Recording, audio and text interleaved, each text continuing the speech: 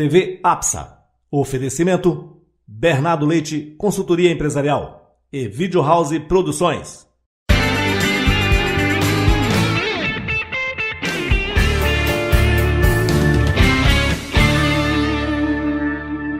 Olá, estamos iniciando a nossa TV APSA, um programa de entrevistas que procura trazer informações, conceitos, experiências de uma forma geral para você, nosso telespectador. E hoje, por falar em experiências, eu tenho aqui um prato cheio, na verdade, né?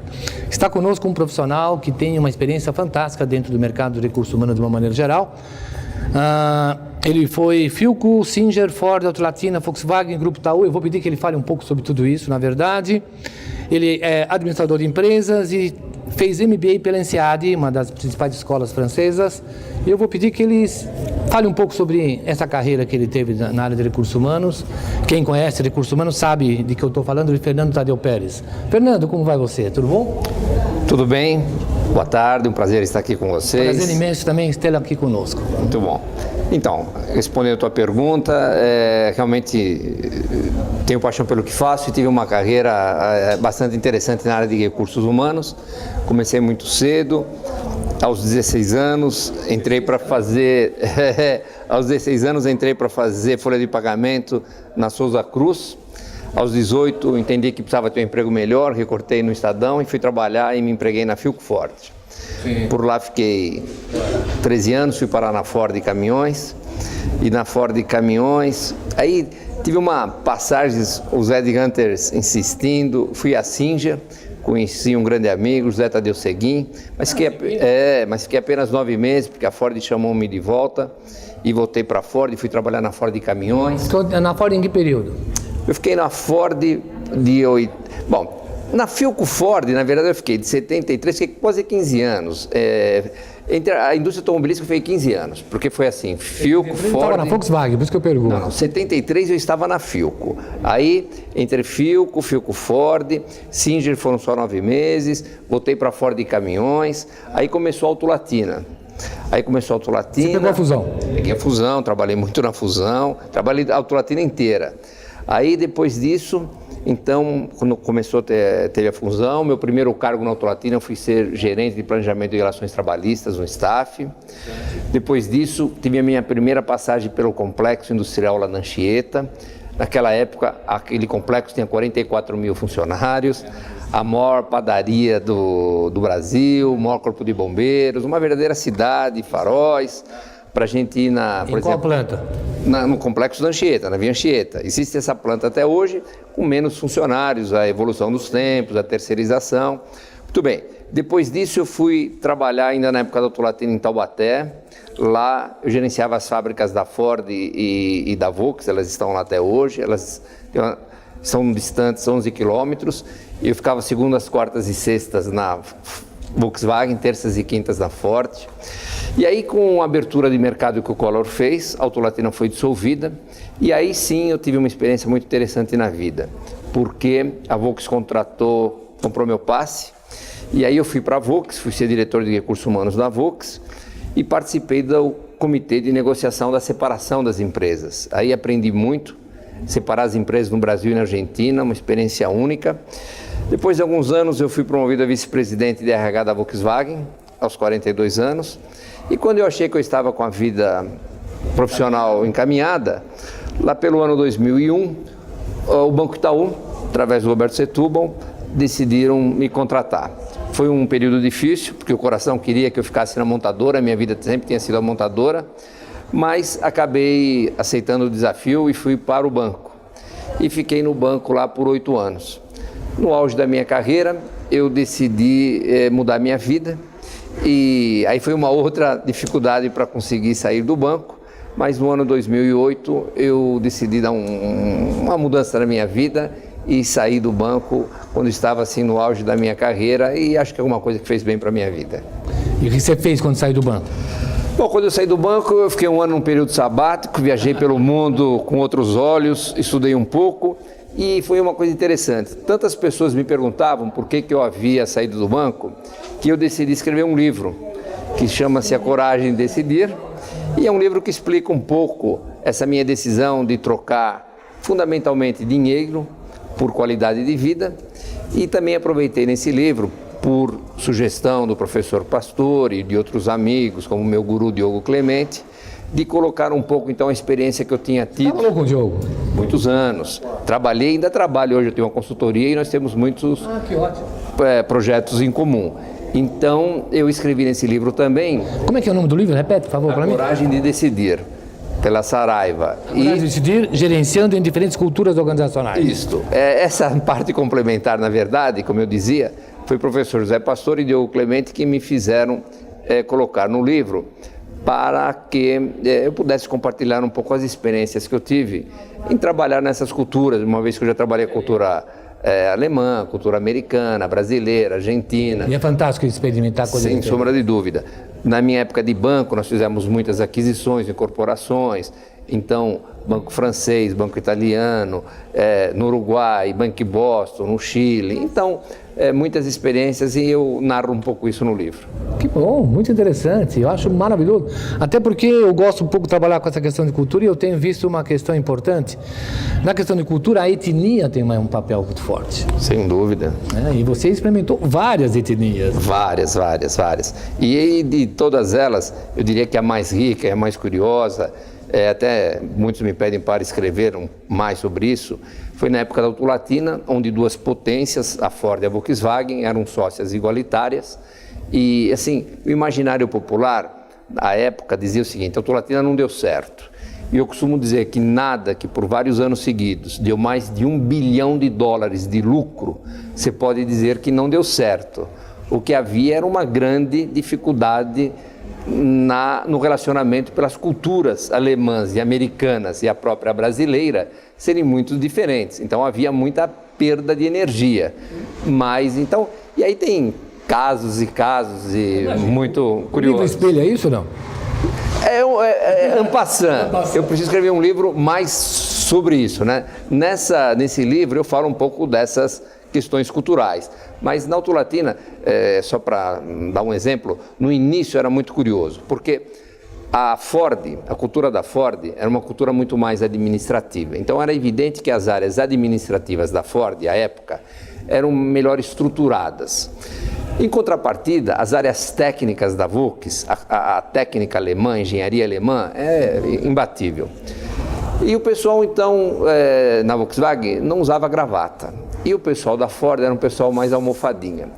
Quando houve a junção, o pessoal da Volks foi obrigado a passar a usar gravata. Então você entrava nas salas de reuniões, você sabia claramente quem era da Ford, porque tinha uns colarinhos bem acabados, e o pessoal da Volks com a gravata aqui embaixo. Então são essas peculiaridades, não é? O alemão ele faz questão do uso do título. Então os alemães são chamados de doctor, professor. O americano já usa mais os nicknames. Então essas coisas às vezes davam um mal-estar. Enfim, tem muita coisa interessante, muito interessante. E aí, depois do sabático, F. Pérez? Então, aí quando eu voltei, eu ainda muito jovem e precisava fazer alguma coisa na vida. E aí então eu fiz uma consultoria, hoje eu lidero a consultoria F. Pérez, Performance pelas Pessoas, até porque são as pessoas que fazem tudo acontecer, não é? Aprendi isso claramente ao longo desse meu tempo todo. E hoje, então, eu junto com alguns amigos de todas as idades, eu tenho jovens, estudantes que podem trabalhar... Dentro da consultoria? Isto, meio período. Tenho colegas da Ford, colegas da Volks, pessoas mais experientes. Então, hoje a gente está aí no mercado e nós cuidamos, então, de melhorar a performance de empresas, de reduções de custos. Nós trabalhamos por taxa de sucesso, então nós entramos em organizações. Taxa de sucesso. Sem dúvida, entramos em organizações e estudamos tantos trabalhos desse tipo que tivemos que fazer nas montadoras, porque a nossa gestão nas montadoras foi quando as montadoras começaram a chegar aqui os newcomers e a situação começou a mudar muito, não é? Então tivemos que nos especializar em reduções de custos. Então hoje a gente aplica esses conhecimentos em várias empresas por aí. Interessante. Há quanto tempo você está com a F. Pérez?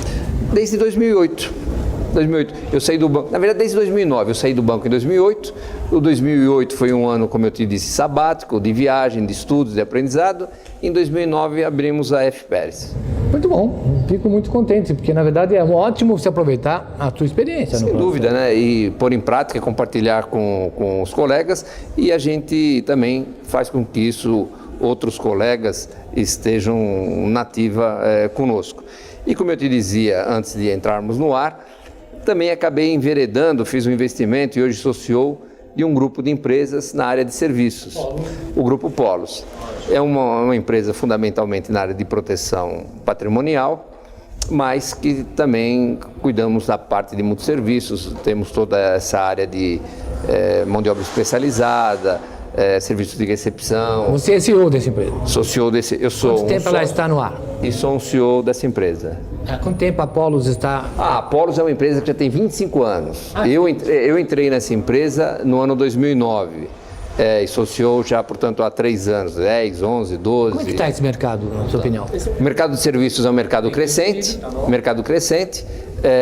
toda a área de serviços cresce e particularmente aqui no Brasil, por conta de Copa do Mundo, as Olimpíadas, então esse mercado vem muitos investimentos, então é um mercado que está bastante aquecido, não é? Nós temos atendido assim hospitais, atendemos universidades, enfim, nós temos o grupo hoje, nós temos uma filial que atende o interior de São Paulo e Minas Gerais, contamos hoje com 2.500 funcionários. Muito interessante na verdade.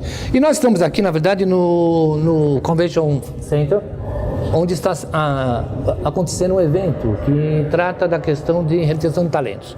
E você vai fazer um speech nesse sentido, você vai falar sobre esse assunto. Diga um pouco, dentro da tua experiência, como é que funciona isso em termos de quem conhece várias culturas e essa nova realidade que nós estamos enfrentando hoje. Só que logo depois do nosso comercial, ok? Por favor, não saia daí, voltamos em instantes.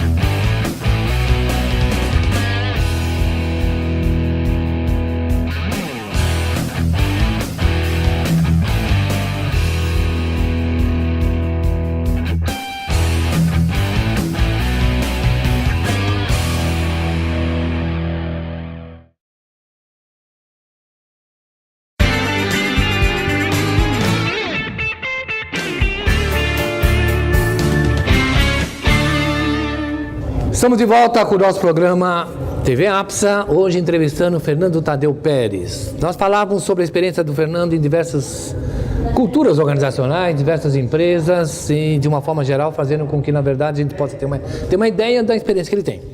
Como eu disse para vocês, nós estamos gravando aqui diretamente do evento e contem com alguns barulhos por causa dos coffee breaks, etc. e tal, dentro do nosso espaço aqui. Mas, Fernando, nós falávamos então sobre o enfoque que você vai dar na sua palestra daqui a pouco na questão da retenção de talentos. Só que antes de você me falar do seu enfoque, houve mudanças significativas durante esse tempo no que se refere à retenção de talentos nas organizações? Olha, eu diria que a mudança que aconteceu, na minha opinião, é o seguinte: essa geração chamada de Y, é uma geração muito mais ambiciosa. Eles têm um grau de ansiedade maior. Eles querem saber do seu plano de carreira e querem galgar postos com uma velocidade muito grande, muito maior do que a nossa geração e gerações anteriores, que tinham um pouco mais de paciência para saber se desenvolver. Hoje eu acho que, inclusive, essa é uma preocupação das organizações, de saber controlar um pouco essa ansiedade dessa meninada. É uma meninada boa, mas que, no meu ponto de vista, está ansiosa um pouco demais. As empresas deveriam saber administrar melhor essa juventude. Como? Bom, primeira coisa, que eu te falando já então um pouco do que eu vou dizer lá na palestra daqui a pouco. A primeira coisa que eu vou pontuar é o seguinte, é saber exatamente o que é talento. Porque eu vivi muito isso na minha vida profissional e vivo hoje ainda quando eu faço as minhas consultorias. Quando você pergunta para o cidadão o seguinte, quem são os talentos? Aparece uma lista enorme e o pessoal confunde talento com aqueles bons profissionais, aquele que faz a coisa direitinho, aquele que faz a coisa certinha, aquele que o gestor gosta. E existe uma diferença muito grande do que faz certinho do talento. O talento é aquele que faz a diferença. Então a primeira coisa é saber exatamente identificar quem é talento. Eu acho que esse é um ponto fundamental. Muito bem. Depois, como reter o talento? A diferença, e eu vou tentar pontuar hoje aí na minha rápida apresentação, é o seguinte. A estratégia é a mesma, todo mundo quer a mesma coisa, a diferença é que os talentos exigem. O que todo mundo quer? Todo mundo quer respeito, ser bem informado, ser bem tratado, um plano de carreiras e grana, porque fundamentalmente todo mundo quer isso. Só que a diferença é que o talento exige isso, porque se você não der essas coisas ao talento, ele vai embora, porque ele tem uma boa empregabilidade, não é? Então, a estratégia e o cuidado que as empresas têm que ter, na minha forma de ver, é o seguinte, é saber equilibrar isso, saber primeiro identificar quem é talento, que eu vejo, esse é um erro muito grande, eu vejo empresas gastando muito dinheiro, eu vivi essa experiência no Banco Itaú, se mandava o Banco Itaú, Dr. Olavo, um cidadão muito visionário, ele reservava um bom dinheiro e mandava a gente para fora para estudar. Os gestores, então, tinham quase que uma obrigação de identificar pessoas para fazerem cursos, MBAs, doutorados, fora.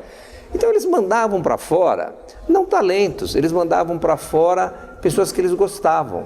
Então, esse cidadão ia, ficava 2 anos, casava, levava marido, levava mulher, voltava e não tinha condição de ocupar um posto como ele imaginava de uma diretoria, de uma gerência executiva, porque o cidadão não era um talento. Então, a primeira dica que eu vou pontuar muito é o seguinte, saber identificar o talento, para não gastar fichas no candidato errado. Esse, para mim, é a questão de fundo. Depois disto, daquelas formas que eu disse, com respeito, com um bom plano de carreira, um bom planejamento, um bom job rotation, porque outra coisa que a gente vê no mercado, Bernardo, muito grande, e você experiente sabe disso, é o seguinte, é aquele talento de uma área só. Sim.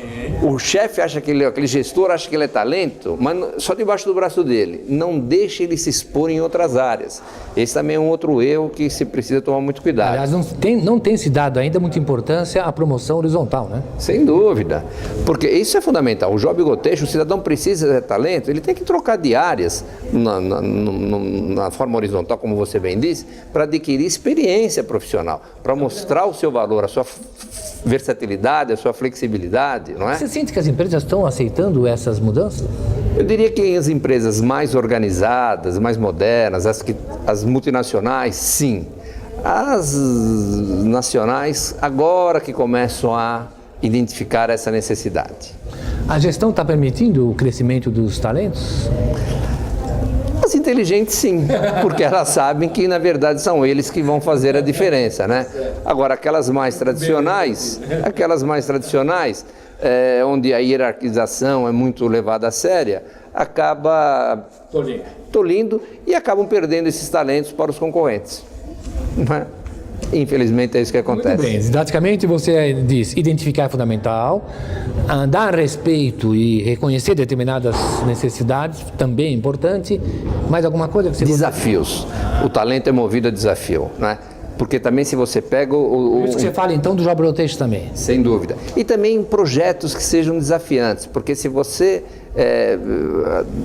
respeita, os mantém informados, os treina em várias áreas, pague bem, mas se você não manter essa moçada talentosa sob desafios contínuos, eles também se desmotivam. Essas pessoas realmente talentosas, que se prepararam, que fizeram 2 faculdades, 3, falam 2, 3 línguas, já viveram lá fora. Esses são os verdadeiros talentos, aqueles que fazem diferença.